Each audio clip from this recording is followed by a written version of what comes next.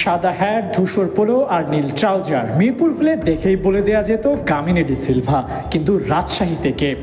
আরে এ যে pitch curator কামিনী D সিলভাই, তা মিরপুরের সাম্রাজ্য ছিলেন রাজশাহী থেকেই। ঢেকি স্বর্গে গেলেও ধান বানে, লঙ্কান কিউরেটার তো তেমনই। NCL T20-র জন্য রাজশাহীতে এসেছেন, সেখানেই আপাতত ঘাঁটি গেড়েছেন। সুনিপুণ হাতে মেরামত করছেন রাজশাহীর বিভাগীয় ক্রিকেট স্টেডিয়ামের পিচ।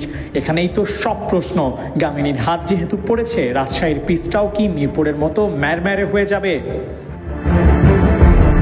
প্রশ্ন তো তোলাই যায়। মিরপুরের স্লো অ্যান্ড টার্ন উইকেটের খেতাব থেকে এখনো যে বের হওয়া গেল না, তাই শঙ্কা জাগে বহুল প্রশংসনীয় রাজশাহীর উইকেটের অবস্থাও কি একই হবে? কারণ এখানে এখন থেকে চলবে গামিনীর তদারকি। সকাল সকাল গামিনীর নজর ছিল সেন্টার উইকেটে, সেখান থেকে ছুটে এসেছেন প্র্যাকটিস পিচে। বেশ কবার মাটিতে বল ফেলে দেখে নিয়েছেন পর্যাপ্ত বাউন্স পাওয়া যাচ্ছে কিনা। দূর থেকে দেখে মনে হয়েছে গামিনী হ্যাপি। লঙ্কান কিউরেটরের মেজাজের খুব আলোচনা হয়, মাঠে অযাচিত প্রবেশ পছন্দ করেন না, গ্রাস নষ্ট হবে তাই।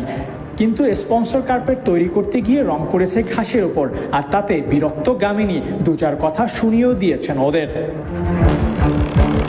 কথায় আছে, নাম কামাতে বছর লাগলেও খোয়াতে লাগে এক লহমা। মিরপুরের উইকেট বানিয়ে যে সমালোচনায় পড়েছেন, তা মুছে ফেলতে রাজশাহীর উইকেট হতে পারে অ্যান্টিবায়োটিক।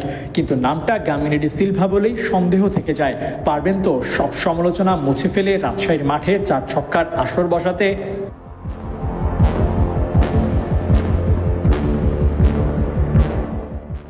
NCL T20 নিয়ে বিসিবির আছে বহু পরিকল্পনা। এখান থেকে ক্রিকেটার উঠে আসবে, BPL খেলবে। পারফরমেন্স চেক করে প্লেয়ার কেনার সহজ তরিকাও হবে এই NCL। তাই উইকেটের প্রতি বাড়তি সতর্কতা অবলম্বন করতেই হবে ম্যানেজমেন্টকে। দেখা যাক গামিনীর পুরনো স্ট্র্যাটেজিতেই বজায় থাকে, নাকি পরিবর্তন হয় উইকেটের ধরন। আবু নাইম, 71, রাজশাহী।